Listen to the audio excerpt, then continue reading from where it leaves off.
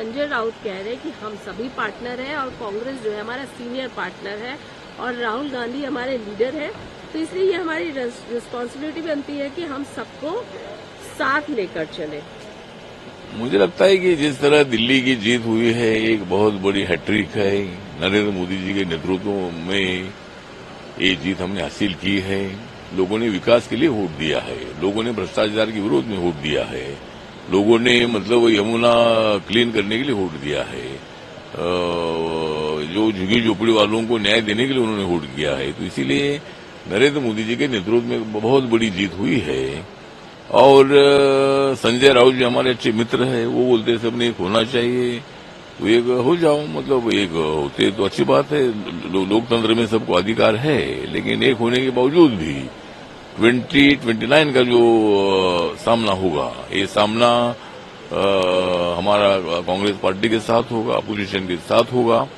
लेकिन अभी अपोजिशन एक साथ आएगा ऐसा हमको लगता नहीं है। मतलब जिस तरह 2024 में वो इकट्ठा आए, लेकिन अभी दिल्ली के चुनाव में आम आदमी पार्टी और कांग्रेस पार्टी अलग अलग लड़े, वो एक साथ भी लड़ते थे तो भी जीत हमारी होने वाली थी। तो इसीलिए ठीक बात है, अगर उनको इकट्ठा आना है तो आए, लेकिन हमको नहीं लगता है कि भाई अभी अपोजिशन इकट्ठा हो सकता है।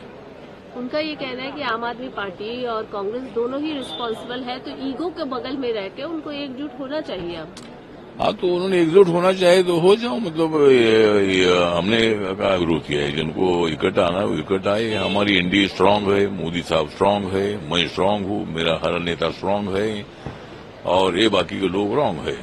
सर, एन वीरेंद्र सिंह जो है सीएम मणिपुर के, उन्होंने इस्तीफा दे दिया है। अब उनके इस्तीफा पर लगातार टिप्पणियां की जा रही है। प्रियंका गांधी कह रही है ये तो ओवरड्यू था, 2 साल पहले ही उनको दे देना चाहिए था, वहां जिस तरीके से अशांति हुई।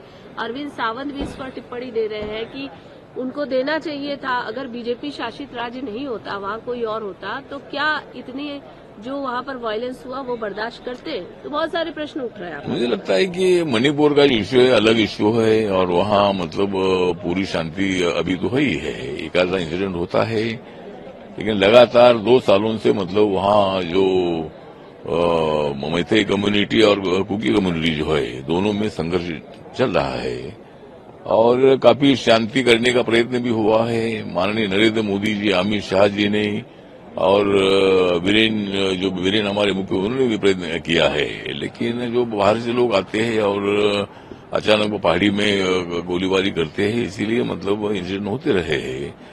तो मुझे लगता है कि वीरेन जी ने जिस तरह अपना इस्तीफा दे दिया है, तो अभी ये तो वो बोल रहे कि 2 साल पहले देना चाहिए था। अभी 2 साल पहले क्यों दे कि उन्होंने शांति मेंटेन करने का प्रयत्न किया है। अभी पूरी शांति वहां है, एक आधा इंसिडेंट होता है, वो भी नहीं होना चाहिए। तो जिस तरह अरविंद सावंत जी बोल रहे हैं उसमें कोई तथ्य नहीं है और प्रियंका गांधी बोल रही है कि भाई दूसरी सरकार होती थी तो मतलब क्या होता था, दूसरी सरकार भी होती है तो भी उसमें कुछ होने का विषय नहीं है। क्योंकि जो वहाँ हिंसा हो रही है, ये हिंसा जानबूझकर वहाँ का वातावरण बिगाड़ने के लिए हो रही है। जिस तरह कश्मीर में होता है कि बीच बीच में शांति है, लेकिन पाकिस्तान के आतंकवादी आते हैं, एक आधे मजदूर को मारते, फिर वातावरण गर्म करते हैं।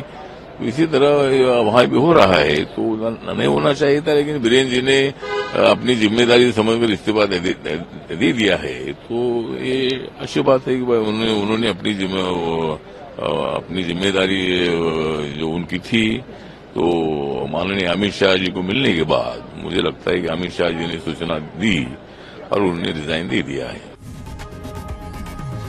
लोकशाही मराठी ऐका, पहा, जागरूक रहा।